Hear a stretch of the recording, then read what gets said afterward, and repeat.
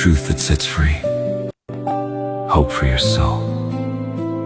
Duck Facebook radio station. Sharing faith, worship, and truth.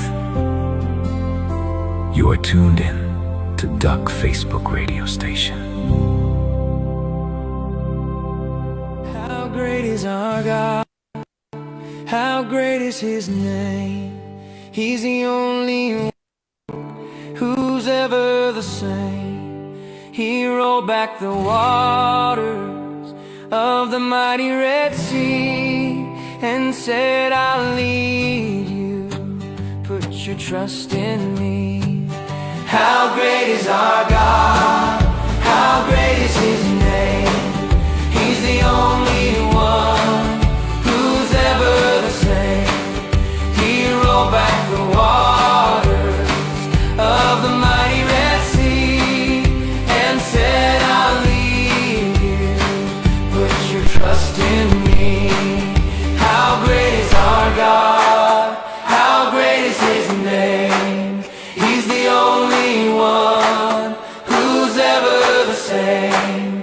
He rolled back the waters of the mighty Red Sea and said, I'll lead you, put your trust in me. He rolled back the waters of the mighty Red Sea and said, I'll lead you, put your trust in me.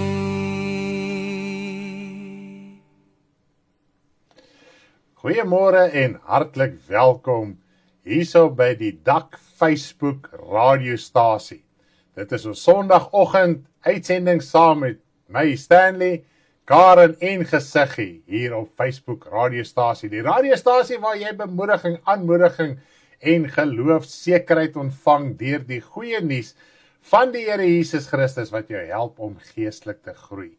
Mag hierdie uitsending vir jou tot seën wees terwyl ons saam kuier in die teenwoordigheid van die Here. Dis die groot saak is, ons saai uit en ons verkondig die evangelie. Nou hy is ingeskakel by Duck Facebook radiostasie. Welkom vanoggend, deel asseblief hierdie boodskap, hierdie uitsending, na jou Facebook tydlyn toe, na jou WhatsApp status, en sodat almal bemoediging, reg oor die hele wêreld, bemoediging, aanmoediging, leringe, vermaaning vanuit die skrifte kan ontvang. Is dit nie amazing om op hierdie manier wel so die evangelie te kan verkondig nie? Dis 'n manier wat God voorsien, sodat ons ook die evangelie kan uitsaai en kan verbrei. Die woord praat so mooi van verbrei, en jy kan 'n aandeel daaraan hê deur dit te share. En kommentaar te lewer. Asseblief lewer kommentaar, moenie skugter wees nie, moenie skaam wees nie, lewer kommentaar, druk daai hartjies en daai likes daar so regs onder op jou skerm.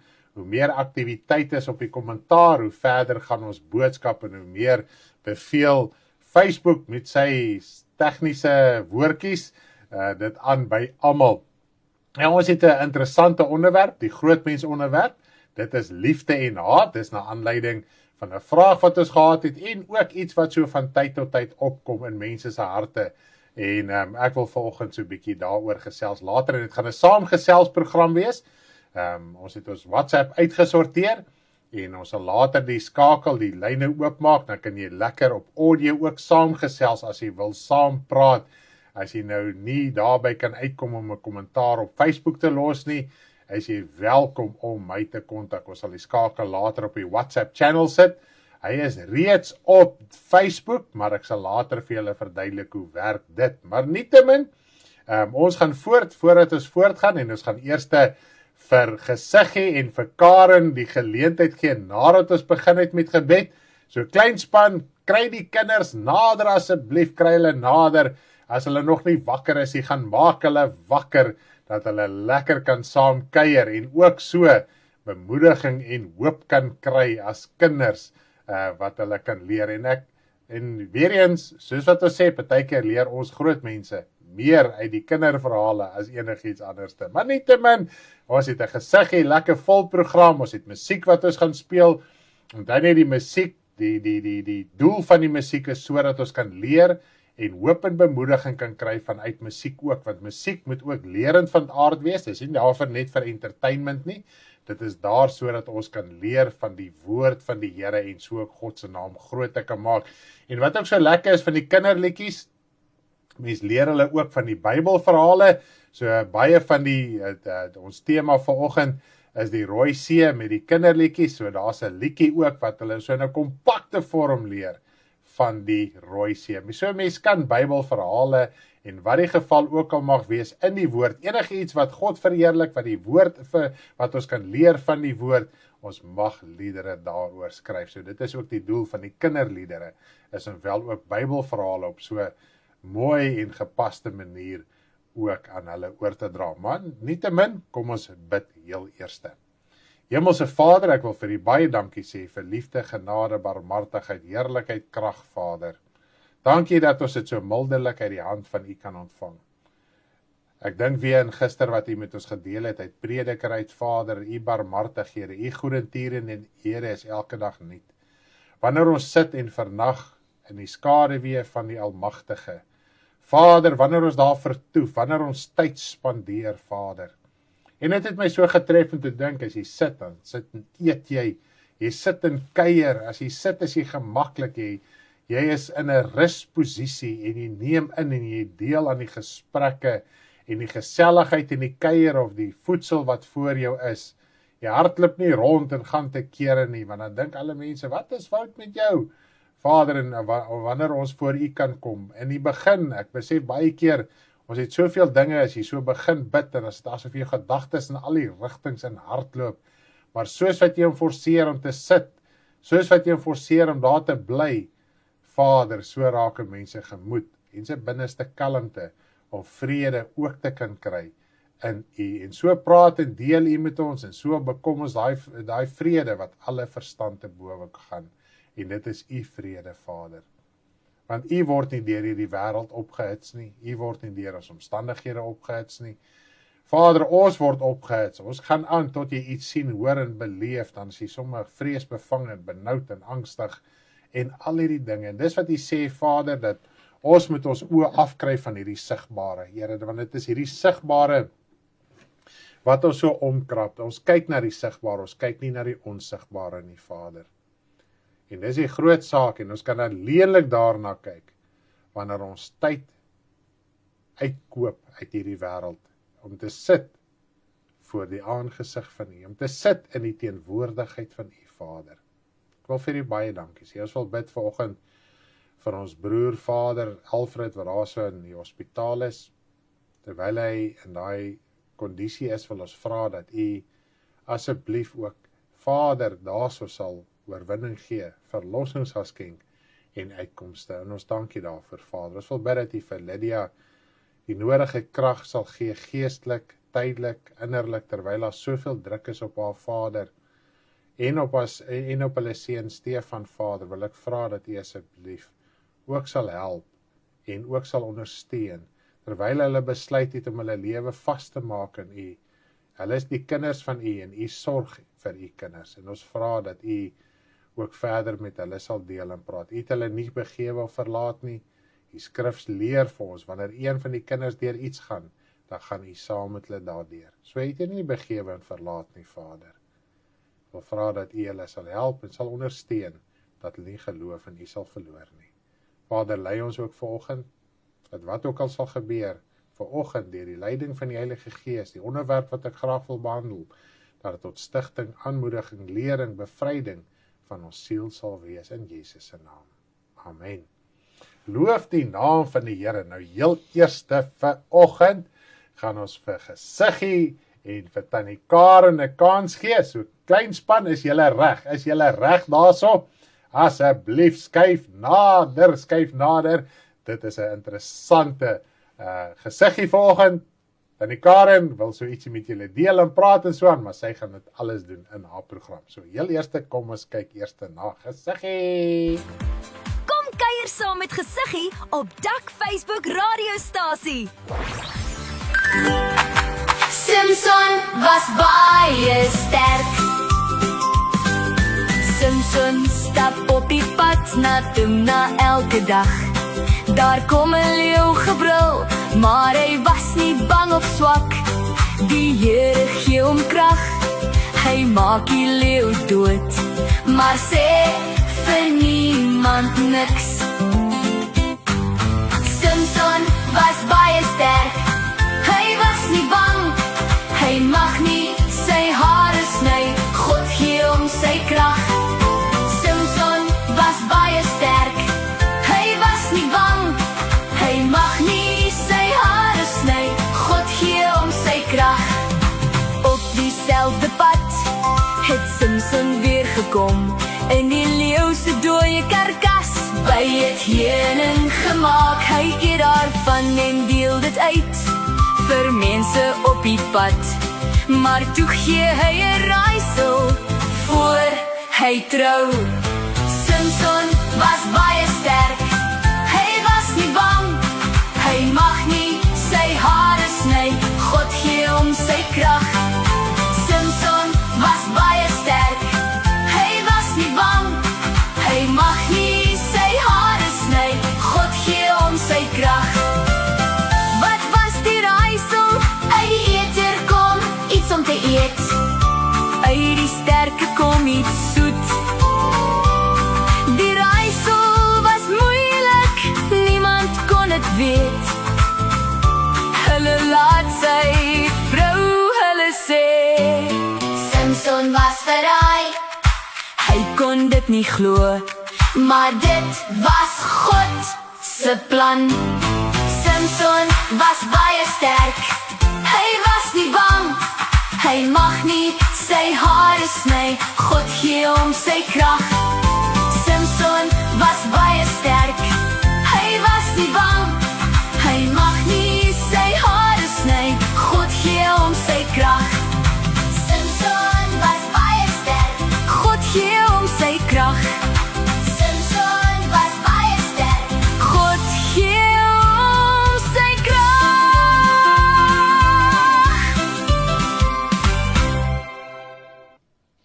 Goeiemôre ons mooiste maatjies, baie welkom hier vanoggend weer by ons op 'n Sondagoggend by Gesiggie. Sy gaan vanoggend weer vir ons 'n baie mooi verhaal vertel.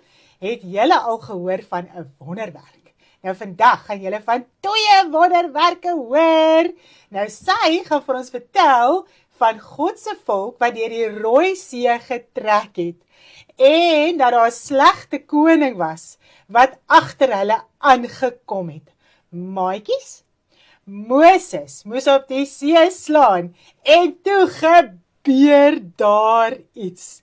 Nou my maatjies, kom sit almal, spit julle oortjies, mammas en pappas kom luister saam terwyl Gesiggie vir ons hierdie storie so lekker vertel uit die Bybel uit. En julle moet baie lekker saam sing. Geniet dit.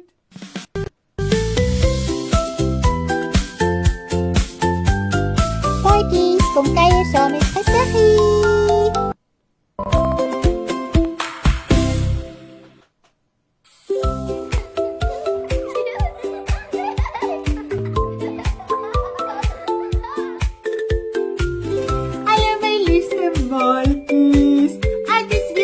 Opgewonde om saam met julle te kuier vandag. Ek kan nooit wag om my mooi maatjies te sien nie. Julle is die oulikste maatjies.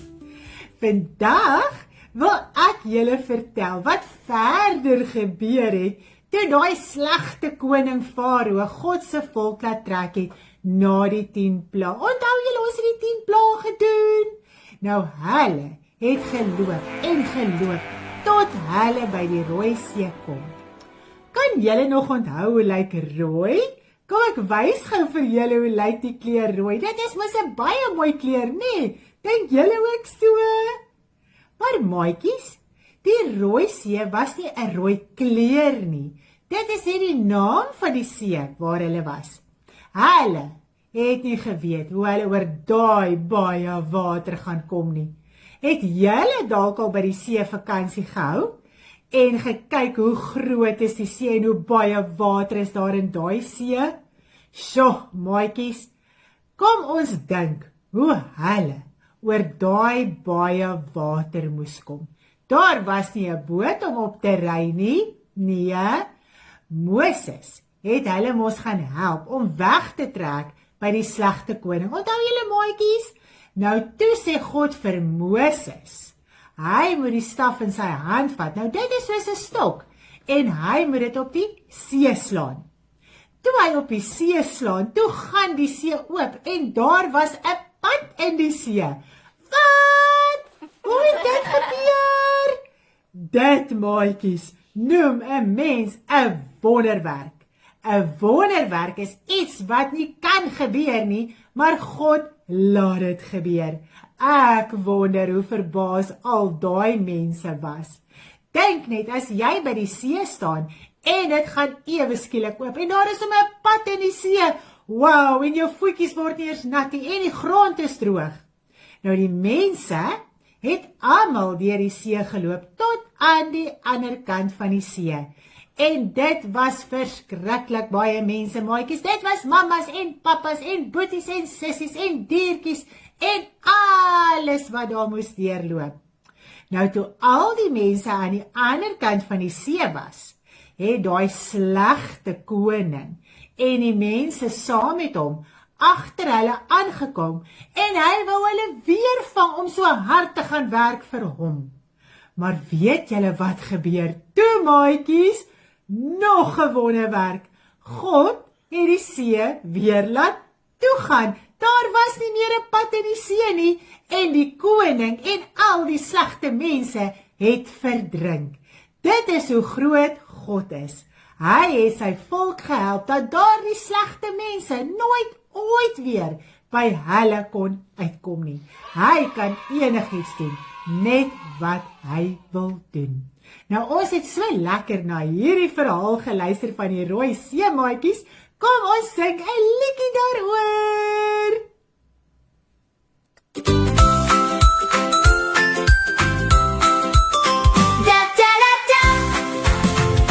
Deur die Rooi See het hulle getrek.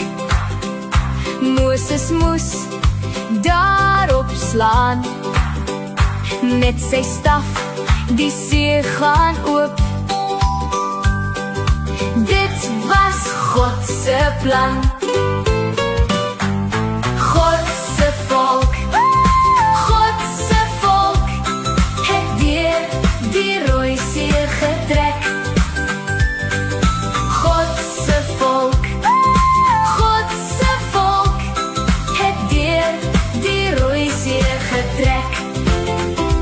Hulle loop deur die see 1, 2, 3 tot aan die ander kant. Die grond was droog, so droog, tot aan die ander kant.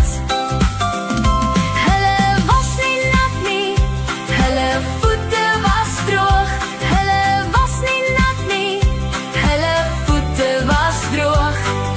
Baie was hulle, almal het geloop, nie een agtergebly. Deur die see het hulle geloop. God se volk het deur die Rooi See getrek.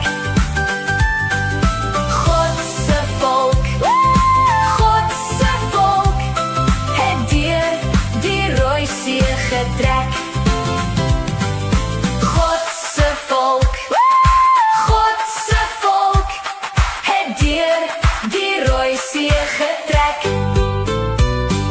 God se volk het deur die Rooi See getrek. Almal deur die see. Tot 'n volgende keer, maatjies. Julle moet lekker bly. Tata! Het ons dan nie lekker saam met Gesiggie geleer van die Rooi See en dat God die lelike koning vir altyd en altyd weggevat het van hulle af. Hy het hulle nooit weer met daai lelike koning te doen gehad nie. Dit was so cool geweest en dankie tannie Anneke en tannie Riet vir hierdie mooi boodskappe wat julle vir ons so mooi gemaak het. Ons het die stories geskryf en julle het dit so mooi gemaak vir die kindertjies. Ons loof die Here daarvoor. Nou, ons gaan weer saam met Gesig hierdie liedjie sing, want ek wil hê dat elke kind moet onthou van die Rooi See vir altyd. Nou, as jy die liedjie luister, jy kyk die storie, gaan jy nooit weer vergeet nie. En ek dink ons kan so saampraat met die pla ook. Ek dink jy ons sal ooit weer die pla vergeet nie. Gaan kyk weer die pla, gaan kyk weer die liedjie van die pla, dat ons nooit weer hierdie verhale vergeet nie. So kom ons sing weer saam met Gesiggie. Dis so lekker, dis so lekker.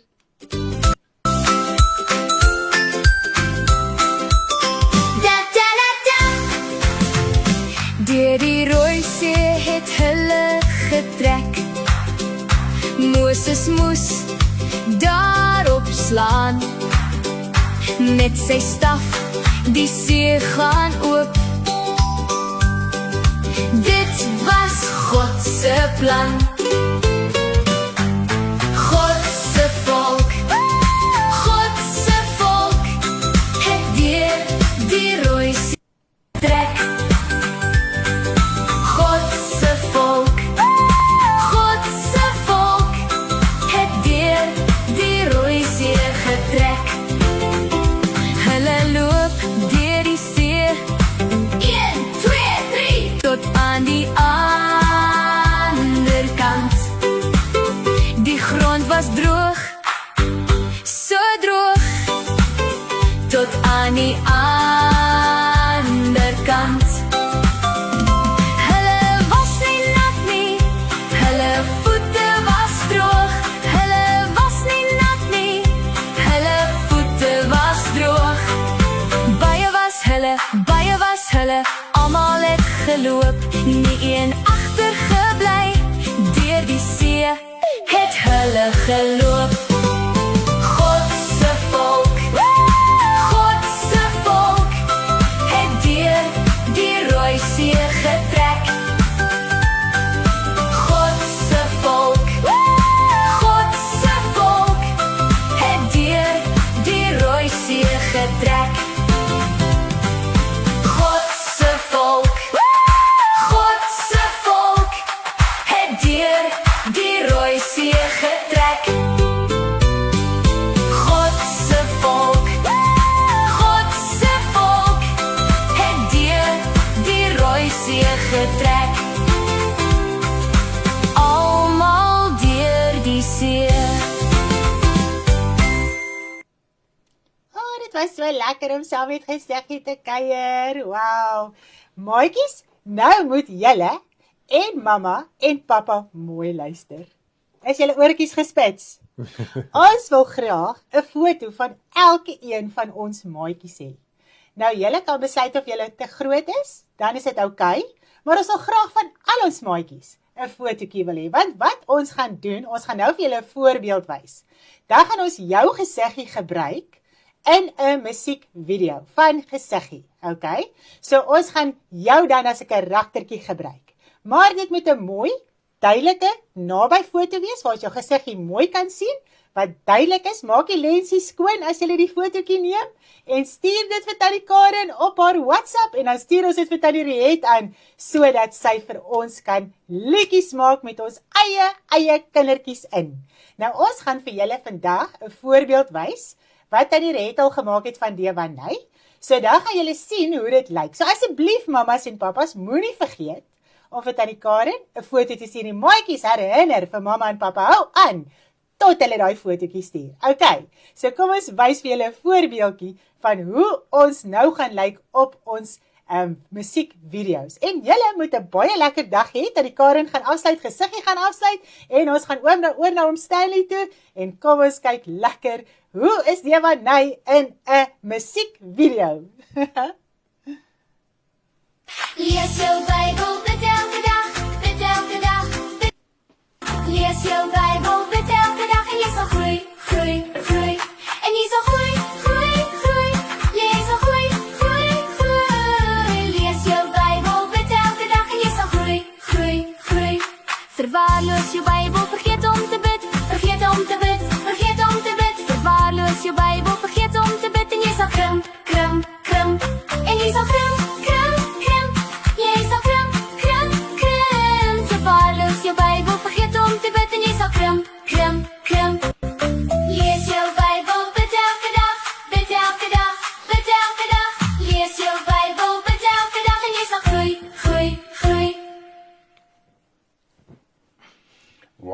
baie dankie Tannie Karen, baie dankie gesiggie vir hierdie lekker kinderprogram. Ons het nou so mooi geleer oor die rooisie. Ek moet net vir my klankies hier so oral afsit. Ek hoor nou nog hier so goeders. Waar hoor ek dit nou? Ek hoor nou hier iets en ek weet nie waar ek dit hoor nie. Daar is dit klaar. Daar sê. Ag so baie dankie Tannie Karen, baie dankie gesiggie vir hierdie lekker herinnering aan die woord van die Here. Oor die rooisie, die verhaal wat ons kon geleer het. En onthou net mamas, papas, moenie daardie fotootjies vergeet nie. Mooi, helder, duidelike foto. Dit moenie 'n donker foto wees nie. Ons wil die gesiggie baie mooi sien. En Tannie Red het gesê sy kan dalk so 2 tot 3 'n maand doen. Natuurlik het ons meer kinderliedjies as dit, maar waar ons die kindertjies graag wil gebruik, asseblief mamas, papas, sorg dat hy fotootjies inkom dat ons jou wel kan gebruik. Ek hoor my eers vreeslik en ek weet nie waar ek myself hoor nie, maar nietemin ons gaan nou dit uitgesorteer kry hierso. Daar is ons nou reg. Nou ja, ek het vanoggend 'n interessante boodskap wat ek met julle wil praat en met julle wil deel. Sê jy? Hy echo en ons so musiek in die agtergrond. Hy echo hierdie. En hy tog nie ge-echo toe ons gaan nie as ons dit gaan hier so uitsorteer en dan gaan ek gaan eers vir ons 'n lied speel rakende die boodskap wat ons vanoggend gedoen het. So ja, kom ons kyk vir vanoggend se boodskap.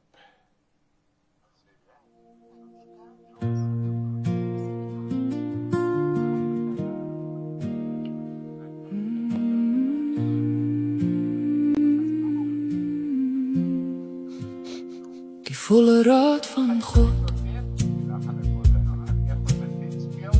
'n fundament reg gelê,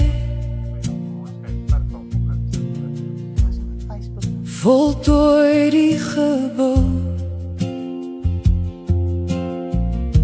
My disipel sal jy wees, neem jou kruis op, volg my, vrees nie. Jy is meer werd as mossies. Verlaat pa, ma, broer, suster. Ja, jou eie lewe, smaaklik bruikbaar, met sout besprinkel, die volle raad van God. 'n fundament reg gelê, voltooi die gebou.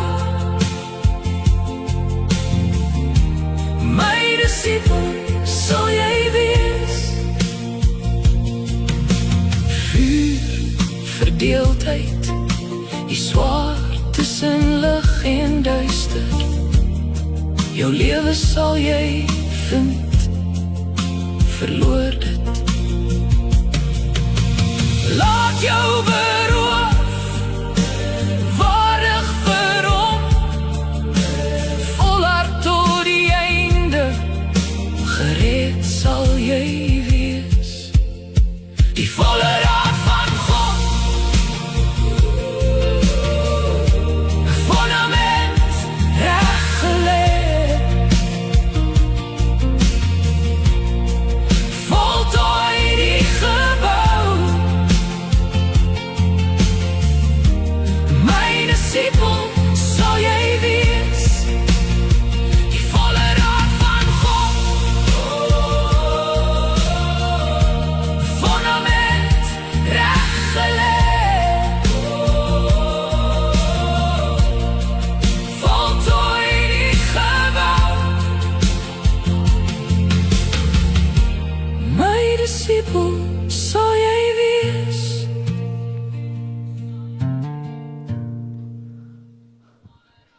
Allee, kom ons hoor of dit reg klink.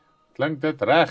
Laat weet my Wag nog so 'n My bietjie. vrou gaan ook my laat weet, sodra ons hoor of dit nou reg is of nie. Weet nie waar, dis nou interessant, ons gaan oor van die kinderbediening na die grootmensbediening, toe staar 'n ekko. Ekko. Kan jy dit nou oor vertel? Maar kom ons hoor gou of die klank reg is hierso by ons kant. Die lied praat so diep in my hart. Ja, dis 'n lied wat ek geskryf het rakende vandag se boodskap. Karen het ook 'n lied geskryf. Daar sê ons klank klink 100% reg. Daar sê. Okay, daar gaan ons. Weet nie hoe die tegnologie werk nie, maar dit is hoe dit werk. Gesig jy 100%, dis oorskakel, dis 'n probleem. Kan jy dit nou oor vertel? Dis is such a beautiful song. Ons gaan later ook Karen se weergawe luister terwyl sy geskryf het 'n lied vir vandag se boodskap het. Ek het ook geskryf, so ons gaan na al twee luister. Liefde en haat. Nou waaroor wil ek praat vanoggend? Nou hier is 'n skrifgedeelte in Lukas 14 vers 26. Ek gaan hom eers vir ons lees. Ons gaan later ook Karen se weergawe luister. Ek hoor nog steeds sy geskryf het. Dit ekko. Waar in die lewe kan dit nou gebeur? Liefde en haat. Nou waaroor? Dit is iets wat in die agtergrond speel. Nou hier is 'n skrifgedeelte in Lukas 14 vers 26. Waar speel dit? Eerste vir ons lees. Nee man. Ek hoor nog steeds. Ek hoor nog klank agter. Kom ons hoor nou gou. Interessant, my gesê, hier niks gebeur nie. Wat gaan nou aan? Kan jy dit nou glo? Ek hoor dit ook. Ek het geen idee waar kom dit vandaan nie.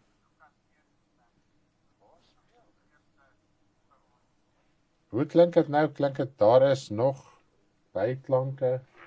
Ek het nou alles menslik moontlik hier afgesit en ek hoor dit nog steeds. Interessant, my gesê, hier niks gebeur nie. Wat gaan nou aan? Kan jy dit nou glo? Wat gaan hier aan? Ek gaan net gou hierso kyk waar lê ons probleem. Okay, dis beter. Okay, jou speaker is nie dalk aan jou mikrofoon of iets nie. Want as Alles jy van my is af. ek hoor jou. Hoe weet jy wat? Jy het nog jou mikrofoontjie aan.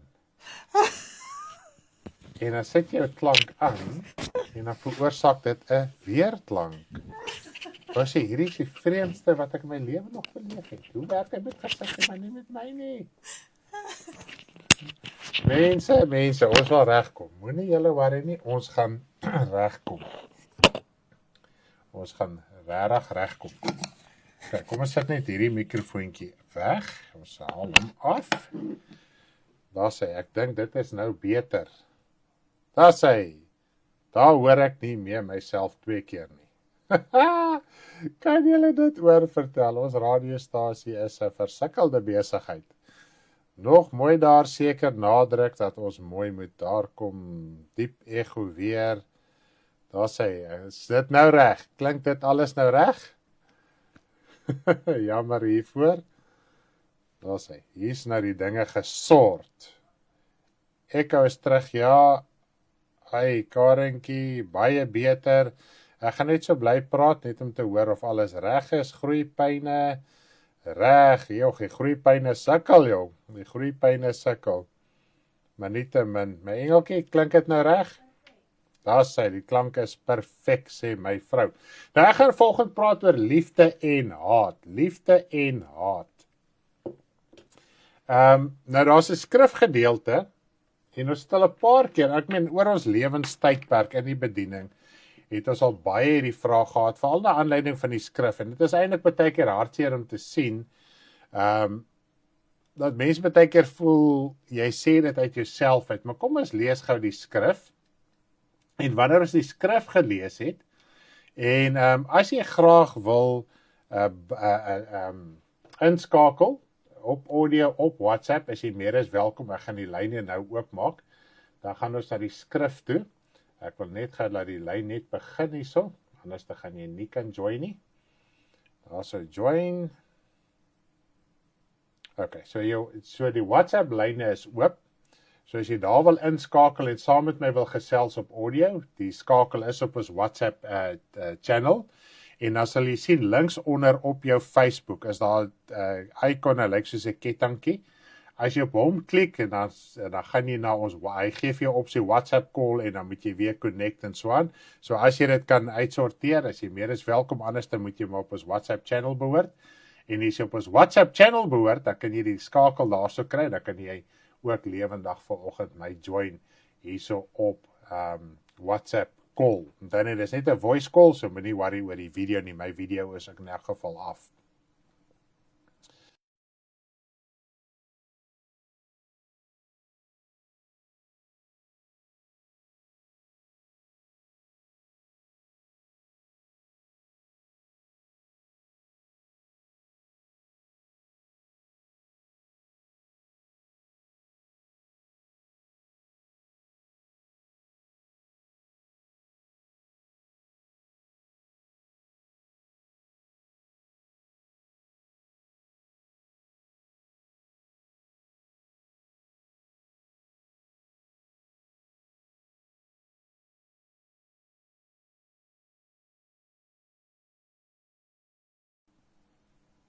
Nou is die klank af, nou is die klank aan. OK, daar is die klank weer aan. Ek weet nie wat se spooke hardloop hier rond nie, maar nie te min. Ons gaan ons bes doen vanoggend, ons gaan ons bes doen. Hier is ons weer terug op die lig, alles is uitgesorteer. Ek sien my metertjie het vir 'n oomblik gaan stil staan. Baie dankie julle. Die klank is weer aan. Dis hoekom 'n sound engineer het die moeilikste job in die wêreld. Nou ons is omroeper, sound engineer, producer, switcher, ons is alles. Maar nietemin, die Here help ons 'n bietjie. Geen klank nie, ek dink die klank is nou weer reg. Kom ons hoor gou daarso. Daar sê die klank is weg. Die klank is terug. Klank aan. Yes. Is die klank nou aan, poppies? Is die klank nou weer aan? Daar sê, die klank is nou weer aan. Maar nietemin, kom ons kom terug na die boodskap toe. Kom ons kom terug na die boodskap toe. Nou, die skrif wat ek gelees het, is Lukas 14 vers 26, waar die woord van die Here vir ons sê, hy wat na my toe kom en haat nie sy vader en moeder, en vrou en kinders, en broers en susters, ja, selfs ook sy eie lewe nie, kan hy my disipel nie wees nie. Nou, hoe moet ons dit verstaan? Nou, natuurlik die hele eerste vraag, as 'n mens dink aan haat, dan beteken dit, jy het 'n afskie, jy het 'n afkeer, jy draai jou rug, en ons sien haat gewoonlik in die gevoel ook van verbittering, en jy het iets teen iemand, ensovoorts. So dit is hoe ons baie keer haat sien, haat verwoord. OK. Nou, hoe is dit dat die Here Jesus ons hier kom leer van haat, en dit is nou jou familie, jou broers, jou susters, ja, selfs jou eie lewe. Jy moet jou eie lewe ook haat. So dit gaan nie net oor ander mense nie. Sodra jy dink jy moet jou eie lewe haat. Nou lees ons in die ander skrifgedeelte, jy moet die Here jou God lief hê met jou hele hart, met jou hele siel en jou kragte en soos jouself, en met jou naaste lief hê soos jouself. Nou, hoe moet jy jouself haat en jouself lief hê? Hoe moet jy ander lief hê en jy moet hulle haat, veral die wat naby aan jou is? Nou, natuurlik hierdie vers is opgeteken in 'n hele gedeelte, wat ons lekker kan deurlees. Vanoggend gaan ons daar deurlees. En ons gaan dit in die hand van ander skrifgedeeltes ook lees, sodat ons dit mooi wel kan verstaan. Nou kom ons lees, en ek gaan vir ons lees Lukas 14, en ek gaan hom gou daar op die skerm vir ons bring. Ek gaan so deur die hele gedeelte lees, en ek gaan begin lees vanaf vers 25 vanoggend. Groot menigtes het saam met hom gegaan, en hy het hom omgedraai en vir hulle gesê, dis nou die groot menigtes, met ander woorde, die massas het hom begin volg, hierdie groot getal, en ons weet uit die vermeerdering van die brode ensovoorts, dat die skares was duisende wat hom met tye gevolg het, en die woord sê vir ons tog, daai duisende was disciples, want daar was duisende gewees, wat hom basies amper daagliks gevolg het waar ook al hy was. En hy draai om na die menigte toe. En hy sê, as iemand na my toe kom en hy haat nie sy vader en moeder en sy vrou en sy kinders en sy broer en susters, ja, selfs ook sy eie lewe nie, kan hy nie my disipel wees nie. Nou, ons weet in Johannes 6 het die Here Jesus op 'n stadium ons geleer hoe ons van hom moet eet en hoe ons van hom moet drink ensovoorts. Nou, hulle het dit definitief nie verstaan in die hand van kannibalisme nie, want baie keer word dit so geïnterpreteer dat hulle het gedink, hulle moet nou fisies van Jesus eet en hy het gesin speel op kannibalisme. Dit is glad nie kannibalisme nie. Wat is kannibalisme? Kannibalisme is wanneer mense eet. Dit is kannibalisme. Goed, so Jesus en hulle het presies verstaan wat die Here Jesus vir hulle daar gesê. Hy sê, as julle nie van my vlees eet en my bloed drink nie, het julle geen lewe in julle self nie, maar as julle dit wel doen, sal julle opgewek word in die laaste dag, ensovoorts. Jy kan die hele Johannes 6 lees, vanaf vers 22 af reg deur tot en met vers 71, so ek gaan nou nie alles lees nie, maar ek wil wel vers 60 aan julle voorhou. Dit is Johannes 6 vers 60, kom ons lees gou daar so Johannes 6 vers 60, want ons moet nou uitklaring kry, hoe is dit dat jy jouself moet lief hê en jouself haat? Jy moet mense om jou lief hê, maar jy moet hulle tog haat. Kom ons leer gou so 'n bietjie uit die skrifte, wat leer die woord van die Here vir ons in 'n gesonde konteks, sonder om iets te ignoreer. Nou kom ons lees gou daarso, Johannes 6 vers 60, en baie van sy disippels het gesê toe hulle dit hoor, hierdie woord is hard, wie kan daarna luister? So, hulle het iets verstaan wat Jesus vir hulle vertel het. En dan net in Lukas ook, dis hierdie menigte wat hom gevolg het. Nou as jy lees vanaf vers 22 af, as sien jy, dit was ook hierdie skares, hierdie menigte. Hulle wat geëet het van die brood en die visse wat Jesus vermeerder het. So dit is hierdie skare wat hom gevolg het. En hy sê vir hulle vroeër, julle volg my nie, omdat julle die werke van God gesien het, julle volg my terwille van die brood en die vis. Met ander woorde, julle volg my terwille van die oënskynlike materiële voordeel wat julle uit die evangelie kan kry. So die Here Jesus het hulle daaroor berispe, daaroor vermaan. Goed, en hulle het ook verstaan wat die Here Jesus gesê het. As jy van my eet en drink, moet jy deel word van wat ek is. Jy moet deel word van hoe ek my lewe lei. So jy moet begin afstand doen van jou idees, van jou gedagtes, van jou tradisies.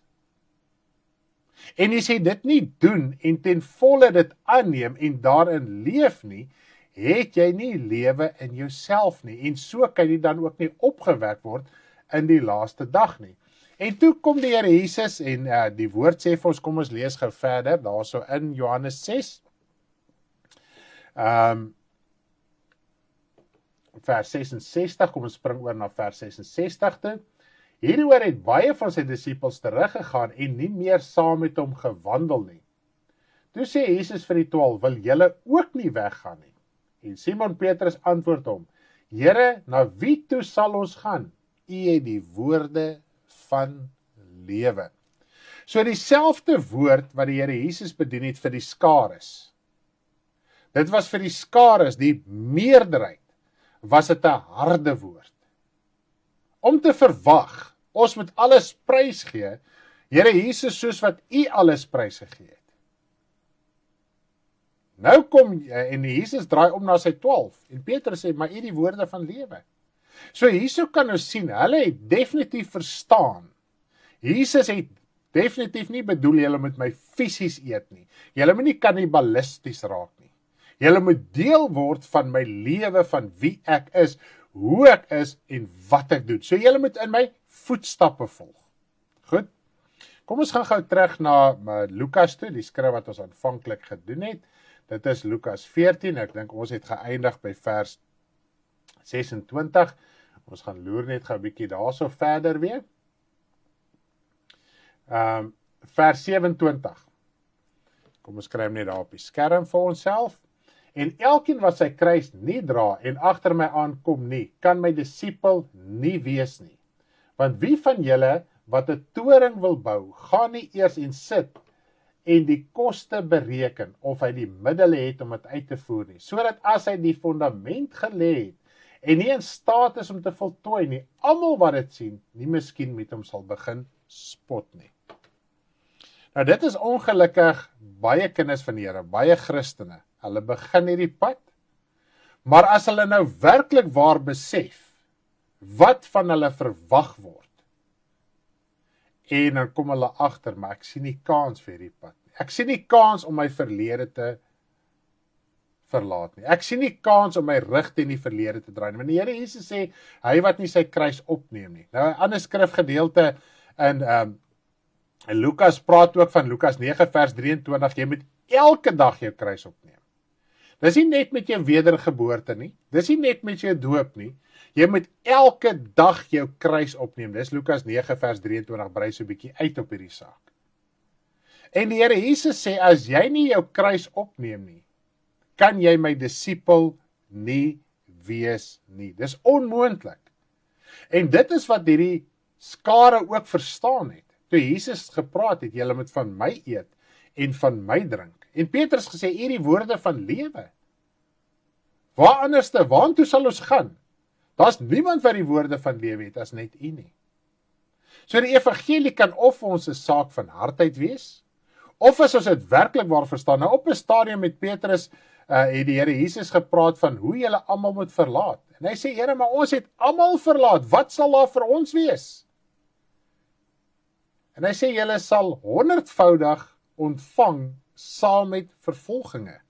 So wanneer jy werklik die pad van die Here begin stap, gaan daar 100voud vervolging ook wees, ter wille van die evangelie. Nou ja, met dit in gedagte, wil ek eers hierso by volstaan, en dan gaan ons Karen se lied speel, wat sy geskryf het, rakende hierdie boodskap. Net laat ons 'n bietjie kan dink, en dat die boodskap, en dit wat in ons hart is, kan insink.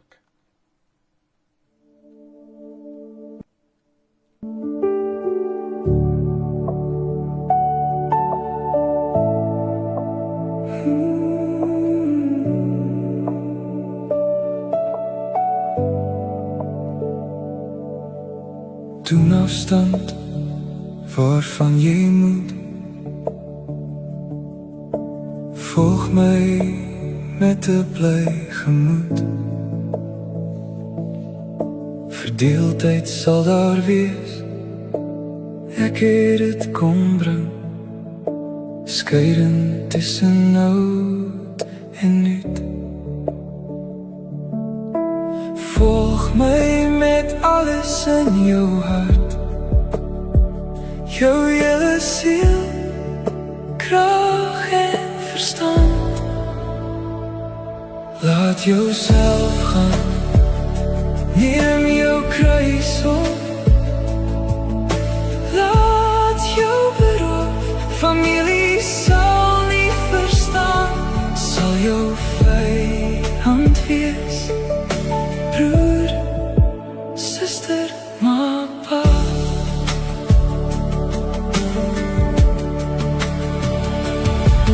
Laat almal gaan, waardig om sy koninkryk in te gaan.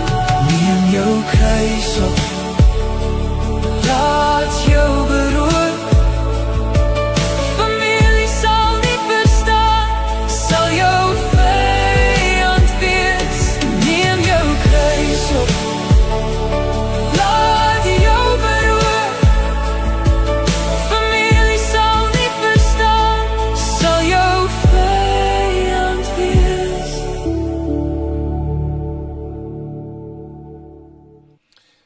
Dit is 'n mooi herinnering aan dit wat ons besig is om te leer en wat ons nou nog gaan lees in Matteus 10 ook. So hou dit in gedagte. Mens kan so mooi leer uit liedere ensovoorts ook as dit kom by die woord van die Here. Nou kom ons spring oor na vers 33 toe in Lukas 14. Ja, daar speel ek weer die liedjie. Ons wil skrifte hê, daar sê. Kom ons spring oor na vers 33 toe. So kan dan ook niemand van julle wat nie afsien van al sy besittings my disipel wees nie. Die sout is goed, maar as die sout laf geword het, waarmee sal dit smaaklik gemaak word? Dit is nie bruikbaar vir die grond of vir die ashoop nie. Hulle gooi dit buitekant weg. Wie ore het om te hoor, laat hom hoor. Ek moet so 'n bietjie aangeskuif hier daar. Wie ore het om te hoor, laat hom hoor. Nou, dis die groot ding. Die Here Jesus sê vir ons, as jy ore het om te hoor, laat hoor. En wat interessant is, ook in die 7 gemeentes van Asië, het die Here dit ook benadruk op die einde van elkeen se boodskap. Dat hy wat ore het, moet hoor wat die Gees aan die gemeentes sê. Wat is daai hoor? Jy moet verstaan, jy moet jou hart oopmaak vir dit wat gesê word. Nou die gemeentes in Asië het ook afvallig geraak, 5 van die gemeentes.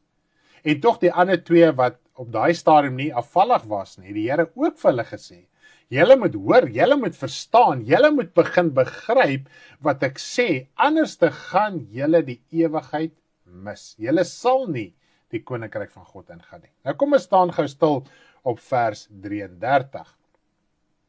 Hy sê so dan ook, niemand wat van julle besitting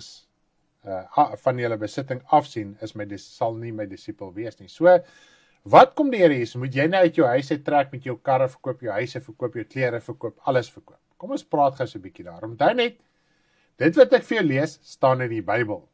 Okay? So ons moet verstaan wat sê die woord van God. Jy kan nie omdraai en ek vat die beskuldiging pla my glad nie, want ek staan vir die woord, ek is lief vir die woord, ek vereenselwig met die woord. As die woord so sê, dan is dit ja en amen. So dis ook okay as jy sê ek het dit gesê, dis fine. Van sy besittings afstand doen nie. Nou as ons kyk die oploop tot op hierdie punt, kom ons kyk na die eerste punt. Dan praat hy van familie. Wat is jou kosbaarste besitting as dit kom by bande, by emosie, by liefde?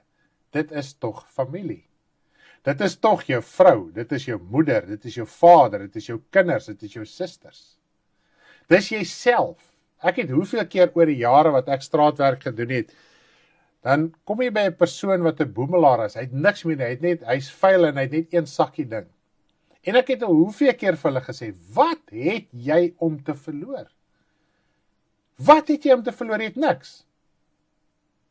En oor die jare, soos wat ek aangegaan het en die evangelie het begin vorm vind en dinge het begin verander en ek kan sien waaroor gaan die evangelie. Toe besef ek, die kosbaarste besitting wat jy het, is jouself, is jou eie ek, is hierdie eie idees, hierdie eie oortuiging, hierdie eie sondelas, hierdie eie dinge wat ons so vertroetel, wat ons nie wil van ontslaa raak ter wille van die koninkryk van God nie.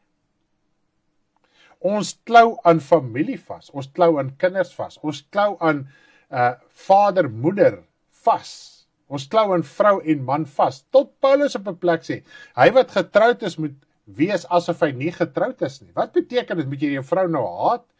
Moet jou man nou haat? Moet julle nie meer in een kamer saam slaap nie? Mag julle nie meer saam eet nie? Nee, dit is glad nie wat dit sê nie. As enige iemand of enige iets jou teestaan in die evangelie, het jy geen verpligting om 'n pad saam met daai persoon te stap nie. Hoekom nie? Ons verloor uit die oogheid. Kinders van God, hoor mooi. Ons verloor uit die oogheid. My pa, my ma, my vrou, my man, my kinders, wat nie die Here dien nie, is sondaars in God se oë. Hulle is nie sy kinders nie. God voel nie meer sentimenteel vir my kind as vir u kind wat nie die Here dien nie. Ek kyk uit 'n objektiewe perspektief na byvoorbeeld jou kind, of jou pa, of jou ma, of jou vrou. En ek sien, maar daai siel is verlore. Daai siel gaan hel toe, ongeag wat se familiebande en vriendskapsbande daar is. Nou ek mag nie my kind, my familie, hulle wat in die vlees naby aan my is, hoër ag en belangriker ag as jou familie ensovoorts wat nie die Here dien nie.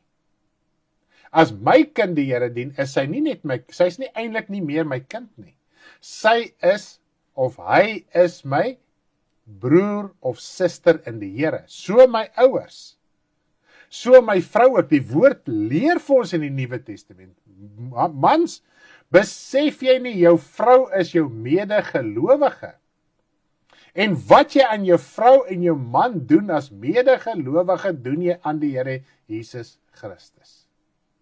So ook jou kinders, so ook jou familie. Nou sal jy vir my sê, ja, maar my familie trek my nie af nie, en my familie sis en my familie so nie. Maar as ons kyk in die vlees, hoe kuier ons jy kan vir my sê, ek kom goed oor die weg met my familie in die vlees, wat nie die Here dien nie. Hulle is okay, hulle is nie so nie, en hulle is nie so nie, en hulle sal nooit my fisies teestaan nie. Maar ek wil gou vir jou aan jou iets oordra. As jy tyd gaan spandeer in die teenwoordigheid van hulle wat nie die Here dien nie, daai gif penetreer jou uiteindelik. Dit het 'n effek op jou, want tog godsdiens kom altyd op, veral as jy die Here dien. Godsdiens kom altyd op, om 'n braaivleisvuur, om 'n kuier, om 'n geselskap ensovoorts. Staan jy op vir dit wat reg is? En wat gebeur is, daai mense se opstand penetreer jou. En daarom sukkel ons baie keer om te verstaan wat is die waarheid van die woord, veral hierdie skrif. En dis nie die enigste vers in die Bybel nie. Ek gaan nou nog 'n skrif in Matteus lees. Soos ek sê, daar's 'n skrif in Lukas 9, daar's 'n skrif in Lukas 12, ons gaan hom doen. Daar's tot Ou-testamentiese skrifte raak in hierdie saak. En ons verstaan nie werklik waar hoe mense ons gedagtes penetreer en ons beïnvloed teen dit wat waar en reg is nie. Goed, daar's 'n verskil om lief te hê en om te verlaat ter wille van die evangelie. Kom ek verduidelik vir julle nog op 'n ander level. Ons weet God is liefde, is dit nie so nie? Ons weet God is liefde. Jesus het God se liefde kom openbaar maak, so Jesus het God se liefde in hom. En Jesus het gesê, as jy my gesien het, het jy die Vader gesien.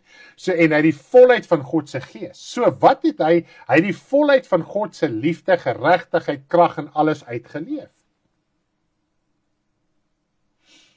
Nou sal mense verwys na die 1 of 2 geleenthede waar Jesus by 'n feesmaal was of by 'n bruiloft was, soos in Kana. Asof Jesus aarde toe gekom het net om te party en net om kuiers by te woon. Kom ons praat moderne taal, ons weet almal wat is 'n kuier. Familiekuier, wat maak nie saak wat se kuier dit is nie. Dis asof Jesus aarde toe gekom het om te kom kuier en water in wyn te verander. Dis hoe party mense die evangelie sien. Ja, maar Jesus het water en wyn verander. Ja, Jesus het na die bruiloft toe gaan. Wat het hy daar gemaak? Wat sê die woord van God vir ons? Wat was die getuienis van Jesus Christus? Hy het hom aan niemand gesteer nie, maar hy het die woord in waarheid bly verkondig. En hy kon dit nie verkondig het as hy dit nie geleef het nie. So die mense om hom het gesien hoe hy leef. En hulle was ook maar versigtig gewees teenoor hom. Nou, kan ek julle baie random vraag vra? Ek hoop dit gaan baie vreemd klink nie. God is liefde. Het hy gemeenskap met Satan? Kuier hy elke dag by die duiwel in die hel? Hy is liefde. Het Jesus die heeltyd mense se geselskap gaan opsoek, omdat hulle sy aardse, vleeslike familie was? Glad nie. Het hy hulle gehaat in die sin van bitter, kwaad, woede? Nee.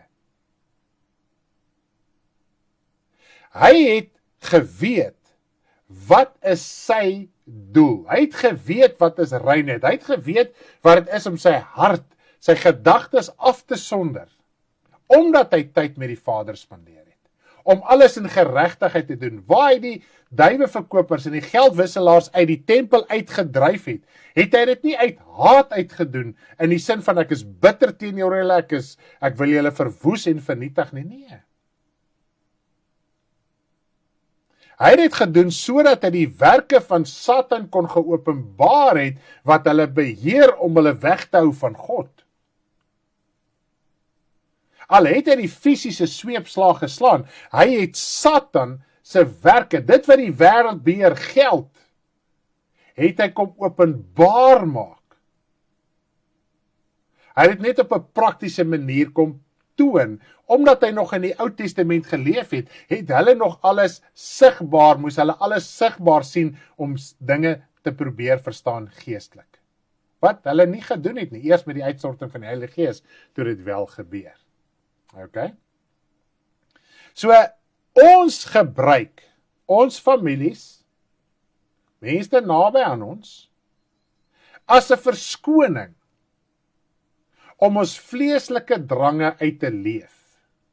So as jy nog nie jouself verloon het nie, sal jy nog getrek word na dinge wat nie reg is voor God nie. Dinge van duisternis. Jy sal nog getrek word, want jy moet jouself verloon. Anders te gaan jy net dood eenvoudig ander haat, in die sin van, jy is bitter en kwaad vir hulle. Okay. Ek dink ons is nou al hier op 'n punt om iets te kan verstaan. Kom ons kyk gou hier bietjie na die kommentare. Hy het sy eie ma en broers voorgetrek nie, gesê, hulle wat hom volg is sy broers en susters. Dit is so, ons kan hulle nie maniere leer nie. Nou, hoe staan jy op vir Christus? Jy hoef nie op te staan nie, leef in hierdie liefde. Ja, dis die ding, ons wil opstaan. Wat wil ons doen? Jesus het die voorbeeld nagelaat. Hy het geleef, hy het liefde geleef. Hy het sagmoedigheid geleef, hy het verdraagsaamheid geleef. Hy het sy lewe het getuig. Ons wil te veel mense aanvat, dan sit ons nog met 'n geweldige probleem. Ons sit eintlik met 'n verbittering. Ons sit eintlik met kwaad. Die kwaad van 'n man bewerk nie die geregtigheid voor God nie. As jy kwaad word vir enige iemand in die vlees, is jy nie besig met die geregtigheid van God nie. Dan is daar 'n probleem in jou eie hart. Moenie die probleem by die ander gaan soek nie. Moenie die probleem by jou vrou gaan soek, by jou kinders gaan soek, by jou ma, jou pa, by niemand gaan soek nie. Soek die probleem in jou eie hart. En glo my, daar's 'n karaktertrek in jou, wat elke keer aangevuur word, wat getrigger word, deur iemand wat iets doen. Daai selfde gewoonte van daai persoon sal my byvoorbeeld nie kwaad maak nie, maar dit maak jou kwaad. So wat sê dit vir jou, is daar fout by daai persoon? Nou sê jy, ja, maar die ouens doen sonde. Jesus het hom nie gesteer in die sonde nie. Wil jy dalk nog steeds die sonde doen, dan is jy kwaad vir die ou omdat hy nog die sonde doen, maar jy mag dit nie doen nie. Ek dink dis partykeer die geval. Ons wil nog die sonde doen, nou raak ek nou eintlik kwaad vir die ander wat die sonde doen, want ek wil dit nog graag doen. Nou is ek eintlik kwaad vir die Here, want nou mag ek nie meer die sonde doen nie, maar hierdie ou kan dit doen, dan raak ek kwaad vir hom. Dis hoekom hierdie dinge in ons lewe gebeur. Dis hoekom ons mense wil aanvat.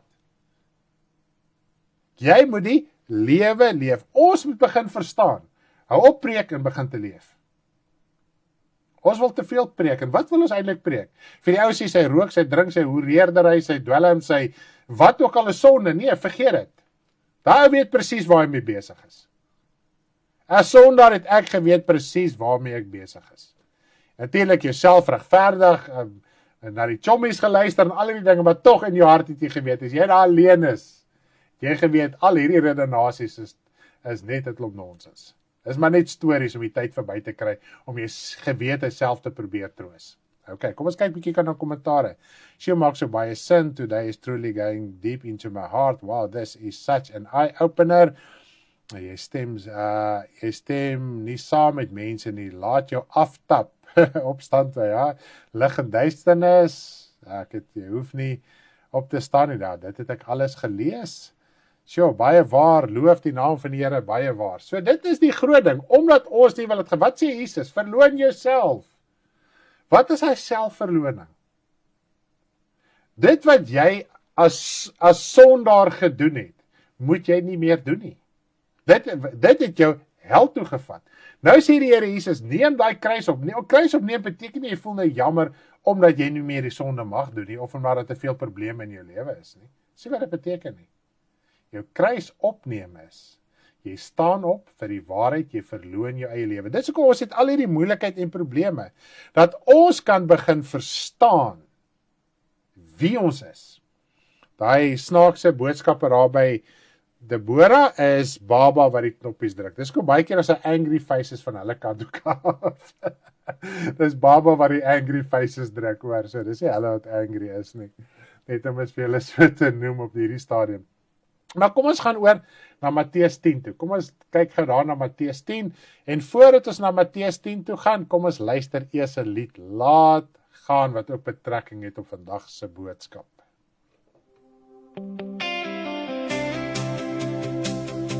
Laat jou beroof, ons kan niks waardevol ag. Ons moet met blydskap laat gaan alles wat in ons pad staan. Laat gaan het wat jou weerhou om die ewigheid in te gaan. Jou loon is groot in die hemel. Jou loon is groot in die hemel. Met blydskap moet ons laat gaan. Met blydskap moet ons laat gaan.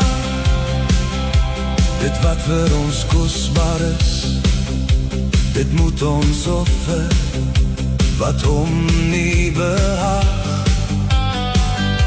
Aanvaar die berowing van jou goed,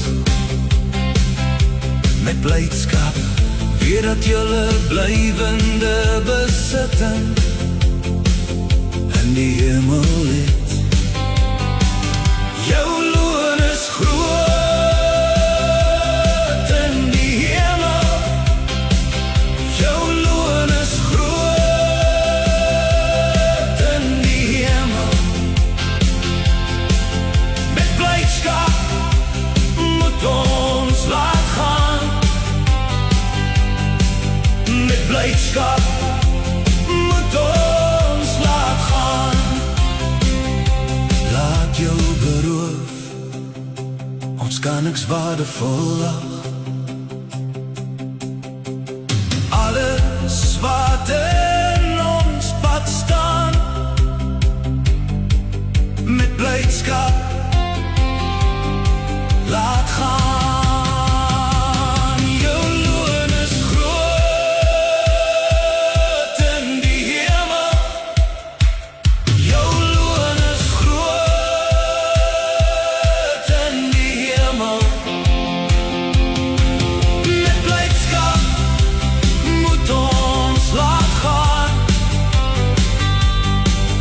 Met blydskap moet ons laat gaan.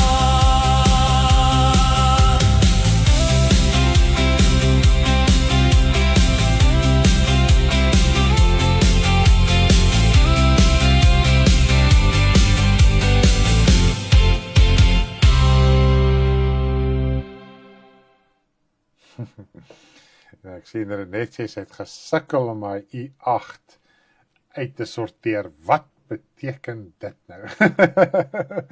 Prys die Here. Kom ons lees Matteus 10 vanaf vers 34 tot vers 39. Kom ons lees so lekker saam. As jy verstaan, jou loon is groot in die hemel, kan ek vir jou sê, baie dinge val sommer af. Alle redenasies verdwyn. Nou kom ons lees gou Matteus 10 vanaf vers 34, ons gaan lees tot vers 39. Moenie dink dat ek gekom het om vrede op aarde te bring nie. Ek het nie gekom om vrede te bring nie, maar die swaard, want ek het gekom om tweedrag te verwek tussen 'n man en sy vader en tussen 'n dogter en 'n moeder en 'n skoondogter en 'n skoonmoeder. 'n Mens se huisgenote sal sy vyande wees. Wie vader of moeder bo my liefhet, is my nie waardig nie, en wie seun of dogter bo my liefhet, is my nie waardig nie, en wie sy kruis nie neem en agter my volg nie, is my nie waardig nie. Wie sy lewe vind, sal dit verloor, en wie sy lewe verloor sal om my ontwil, sal dit vind. Is dit nie amazing? Dit is die hele gedagte wat ons moet verstaan. Nou kan jy vir my sê, ja, maar my familie beïnvloed my nie. Is jy seker hulle beïnvloed jou nie? Is jy doodseker? Ons raak partykeer nog so omgekrap en opstandig teenoor dit wat waar en reg is. En ons partykeer is ons gedagte, hoe sê hulle, gecloud. Dit is asof ons gedagtes, ons kan nie verstaan nie, die liggie wil nie opgaan nie, ons gedagtes is donker, is asof jy oop, partykeer soms so donker raak en so op skreefies trek, want jy verstaan nie, jy raak gefrustreerd. Die groot ding is, ons spandeer meer tyd in die teenwoordigheid van hulle wat nie die Here dien nie, en daarom sukkel ons met hierdie dinge. Daarom sukkel ons om die waarheid te verstaan. Dit het 'n invloed op ons. Goed, nou as jy baie meer bid, ure aan die Here spandeer, dan kan jy dalk vir my sê, maar dit beïnvloed my nie. Maar net die feit baie keer dat ons net saam praat, meegesleep word. Ons het praatjies op praatjies op praatjies. Dit is dinge wat ons geestelike lewe afbreek. Dan sal die familie maklik sê, liefdeloos. Wat leer die woord van die Here vir ons? Wat is die beginsel van liefde? Om te wandel volgens sy gebooie, volgens sy woord. Jou familielid wat nie die Here dien het nie, is so liefdeloos, dat hulle die Here nie wil aanneem nie. Nou God het nie gemeenskap nie, dis wat hy sê, ons het die skrifte al gedoen in die verlede. Ons raak praatseek en bemoeisiek eintlik. Ons wil net eintlik weet wat in die familie bly aangaan en vriendekringe bly aangaan. Dit hou die deur oop vir bemoeisiek en praatseek en bitterheid. Nou hoor jy nou, daar's weer 'n probleem met die ene, daar's weer 'n probleem met daai ene, en dan raak jy vleeslik in raad en daad en al die tipe van goeders. En onthou net, as jy nou verder daarin lees, as ek die woord van waarheid bedien, en iemand haat die waarheid, gaan hy my ook haat, wat die woord bedien, al ken hy my nie, al het hy nog nooit my persoonlik ontmoet nie. So nou as jy na ons luister, jy aanvaar wat ons sê, daai ander persoon haat die waarheid. Daai haat gaan jou penetreer, dit gaan jou beïnvloed. En uiteindelik kom dit terug na die persoon wat dit bedien. En op die einde van die dag gaan dit nie net oor die persoon nie, dit gaan oor die woord, maar die persoon wat die woord voorhou, hy is die een wat in die spervuur is in die vlees. So ek hoop ons kan dit so begin verstaan, dat ons harte kan oopgaan, om te verstaan wie is jou werklike familie. Wie is jou werklike broer en suster? As 'n familielid na jou toe kom en sê, hoor jy soos, het jy vir my R1000, het jy vir my R5000? Ja, seker, as jy dit het, jy sal dit gee. As ek as geestelike boetie na jou toe kom, wat eintlik jou boetie is en sê, hoor jy so, suster, broer, ek het nou R5000 dringend nodig. Ek weet nie of ek dit vir jou kan terugbetaal nie. Ja, ek moet nou eers daar gaan bid, ek moet eers by die Here gaan hoor, eers bietjie wysheid gaan kry, eers bietjie 'n dag of 2 gaan vas, om te hoor of ek dit vir jou kan doen. Deur jou optrede, dis wat die woord sê. Ons bely die Here met ons mond, maar deur ons optrede verloon ons hom. En as ons nie optree nie, is ons geloof dood. Dis wat Jakobus 2 ons leer. As daar nie werke is by die geloof volgens die skrif nie, is ons geloof dood. Hoe maklik aanvaar ons berowing van ons vleeslike familie, en ons het nie 'n issue daarmee nie. Maar as jy my nou R1000 leen, en ek sê, jong, ek sal vir jou teruggee sodra ek kan, en ek doen nie, gaan ek die slegste prediker wees wat op hierdie planeet aarde is. Want as ek 'n skelm, ek weet nie wat se goed alles nie. Maar ek kan dit nie vir jou terugbetaal nie. En jy is my boetie, en dis wat Paulus op een plek sê, sit dit op my rekening vir Filemon, sit dit op my rekening, maar tog is jy, as broer, ook skuldig teenoor my. Maar sit dit maar op my rekening. Sodra kan, sal ek dit jou kan vergoed. Maar dink ook nie daaraan, jy is ook verskuldig teenoor my. En dit is die boodskap wat diep in die hart tref. Dis die woord vir hy wat sy hart nie oop is nie, wat die evangelie voor hart is. En dis wat ons nie klik nie. Nou kom ons kyk gaan na 'n skrif in die Ou Testament. Baie interessante skrif. En hierdie gaan jou nie net oor familie nie. Hierdie is 'n bietjie wyeer. En natuurlik daar's baie Nuwe Testamentiese skrifte wat ook hierdie dinge uitsorteer. En ek gaan nie deur almal gaan nie, maar ek dink ons kry al 'n beginsel hierso. Nou hierso is in Deuteronomium 13 van hier. Baie van ons families ensovoorts sal vir ons sê, ja, ek dien ook die Here. Hulle is ook kerkgangers. Hulle gaan dalk na 'n kerk toe wat hulle sê hulle is weergebore, hulle is gedoop ensovoorts. Maar hulle wil nie eintlik hoor die evangelie wat jy aan hulle verkondig nie. So wat se tipe evangelie is hulle werklik waarmee besig? En mense kan getuig van wonderwerke, mense kan getuig van dinge wat in hulle lewe gebeur, en dan word ons deur hulle getuienisse geïntimideer. En dan kom dit weer terug na die boodskap waar jy na luister, hoe nou so? Okay, kom ons lees gou Deuteronomium 13. Kom ons kyk hoe oud is hierdie redenasie en gedagte.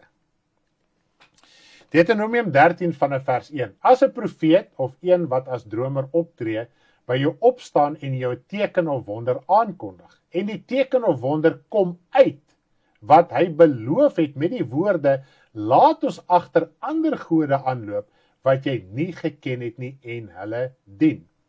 Dan moet jy nie luister na die woorde van die profeet of na die man wat as dromer optree nie, want die Here julle God beproef julle om te weet of julle werklik die Here julle God liefhet met julle hele hart en met julle hele siel. Jy weet hoekom jy die Here dien. Ek kan dit nie vir jou sê nie, ek kan dit nie vir jou profeteer nie. God gaan dit ook nie in my openbaar maak nie, want hy sê as jou hart verkeerd is, eers by die dag van die wederkoms, gaan God dit openbaar maak. So God gaan dit nie vir my openbaar maak nie. Ek bid ook nie daarvoor nie, ek zoom nie in mense se lewe is in nie, so wat jou saak is met die Here, is jou saak met die Here. Ek kan nie die woord van waarheid in jou voorhou. Nou, omdat ons nie die duiwel wil noem nie, is skrifte soos hierdie vir ons totaal onverstaanbaar. Jy kan vir my sê Ou Testamenties, maar ek wil jou beginsel hierso leer. Ons gaan nou daarby uitkom. Hy sê as iemand wat as 'n profeet of 'n dromer optree, 'n bedienaar, en hy kondig 'n wonder of teken aan, hy profeteer vir jou en hy profesie kom uit. Nou later sê die woord, ook in Deuteronomium, as 'n profeet iets profeteer en kom nie uit nie, moet jy weet, dis 'n valse profeet. Maar nou sê hy hier's 'n valse profeet wat sy teken en wonder kan uitkom. Wat sê die Here Jesus in Matteus 24? Hulle sal kom met groot wonders en tekens en kragtige dade. 2 Tessalonisense 2, die krag van die dwaling. Die Openbaring 16, die 3 geeste, die 3 onreine geeste. Die valse profeet, die dier en die draak, het hierdie onreine geeste wat so paddas is. En is wonders en tekens om die mense in die wêreld te oortuig. Met ander woorde, dit wat hulle sê, dit wat hulle verklaar, dit wat hulle eis, dit wat hulle leef, kom wel in vervulling. Maar met wat se evangelie is hulle besig? Ons het die week so lekker deurgelees by die Bybel lees oor die wolwe en skaapsklere. Nie almal wat vir my sê Here, Here sal die koninkryk van God ingaan nie, maar in hulle vrug sal jy hulle ken. Hulle kan getuienis lewer van materiële voorsiening. In die kerk waar ek behoort, dis hoe die dinge werk daar. En kyk al hierdie rykdom en hierdie dinge wat ek al bekom het. Ons prediker, wow, jy moet sy geloof sien. Nou sê, kom ons loop agter ander gode aan. Nou sê vir my, nee, ons staan nie. My prediker sê nie ons moet agter ander gode aan, hy sê ons moet God aanbid en Jesus bla ensovoort. Die basics van die evangelie, so op die surface is daar. Maar nou lees ons, dat die woord sê, glo nie elke gees nie, 1 Johannes 4. Glo nie elke gees nie, maar stel op die proef. 1 Johannes 2 vers 18 en 19, hulle het vanaf ons uitgegaan. Daar's meer waarskuwings oor die leuen in die naam van Jesus Christus in die Nuwe Testament as enigiets anderste.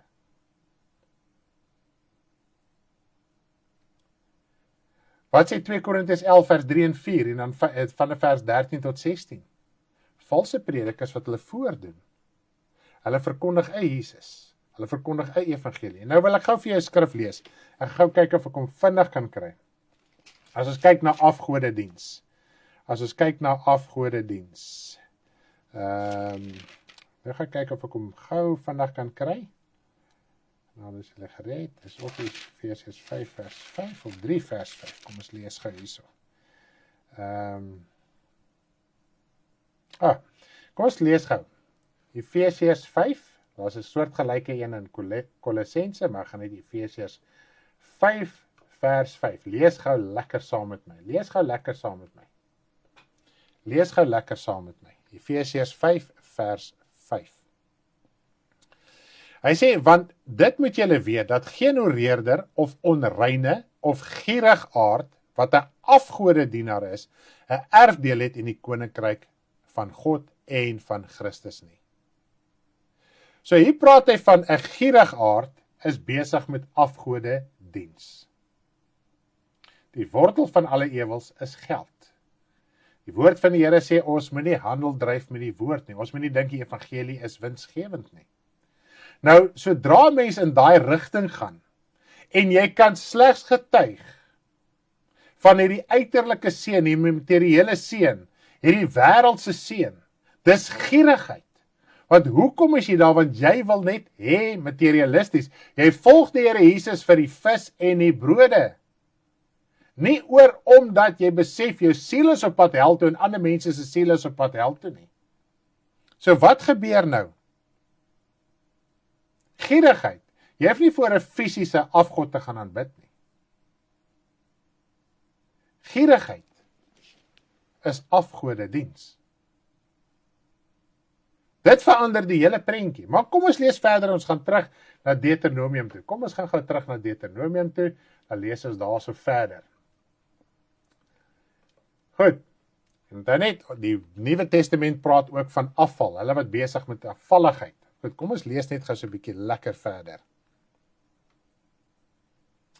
Maar die profeet of die man wat as dromer optree, moet gedood word, want hy het afval verkondig. Nou in die Nuwe Testament lees ons op 'n paar plekke van afvalligheid. Mense wat afvallig raak, wat nie besig is met die waarheid nie. Soos die gemeentes in Asië, hulle was afvallig geweest. Die Here het gesê hulle gaan hel toe, hulle gaan verlore gaan. Daar is die gelykenis van die 5 wyse en dwaase maagde. Die dwaase maagde is kinders van die Here wat afvallig geraak het.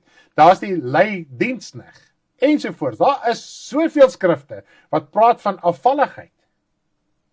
So maak nie saak wat is die vorm van afvalligheid nie, die beginsel is afvalligheid. En as 'n mens afvallig is, soos 2 Korintiërs 11 vir ons leer, dan is jy besig met 'n ander Jesus, met 'n ander gees, met 'n ander evangelie. Al lyk dit soos die regte ding, want dis die evangelie wat hom voordoen, wat die regte ding is. Hy weet wat sy woorde om te gebruik en hoe het Satan vir Eva verlei. Hoe het hy Jesus versoek in die woestyn? Hoe het hy Jesus versoek terwyl hy op die aarde was? Het God se woord nie so gesê nie. Die Fariseërs het na hom toe gekom. Sê die wet van Moses nie so nie. Hulle het met die woord van God na hom toe gekom. Satan het gesê, sê die woord nie so nie. So die mense haal die woord aan. Jou familie, jou kinders, jou almal. Jy sit dalk in probleme, jy sit dalk in moeilikheid. Jy het dalk issues vandag en jou familie kan getuig van hierdie voorspoed omdat hulle in hierdie ander kerk is. Hulle is besig met gierigheid, afgodediens. Die hoervrou Babylon is die geestelike beeld wat die wêreld beheer. Mense oreer met haar. Jesus gesê, geld is mammon, dis 'n afgod. Dis gierigheid. En Jesus het daai goed uit die tempel uit gedryf. Ons moet moeite maak, ons moet uitdryf.